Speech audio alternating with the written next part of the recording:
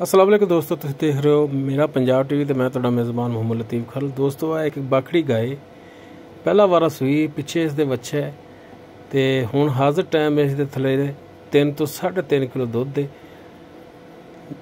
मुल्तान ये गाय खड़ी हुई है, मुल्तान तो चुंगी नंबर 4 एयरपोर्ट रोड ते।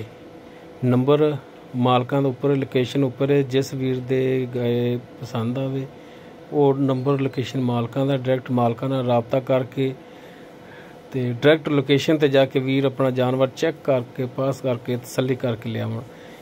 मुल्तान दे एरिए दा जो वीर है नज़दीक दा जाके वेख के तसल्ली करके लै सकदा है। पहला वारा सूई है, पिछे बच्चा है, दोनों टाइम मिलदी है गाय बकोल मालकां दे। वीडियो सानू अगों सेंड होके आई है, इसलिए नंबर लोकेशन उपर ला के ते वीरां नूं सेंड कीती, चैनल ते अपलोड कीती है ताकि वीर लोकेशन ते जाके अपनी तसल्ली करके जानवर खरीदन। डिमांड इसदी 1,20,000 है और फाइनल जी इहदे च कोई 1000 खंड दा अग्गा पिछा हो सकदा है। 1,20,000 फाइनल जी इन्हां दी डिमांड है। वीर चैक कर लैन, पास कर लेना है। बच्चा पिछे इसदे वीरां दे सामने गाय भी वीरां देख लईए, वीर तसल्ली कर लैन।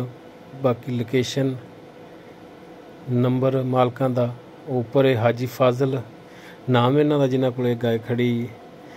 चुंगी नंबर 4 एयरपोर्ट रोड मुल्तान।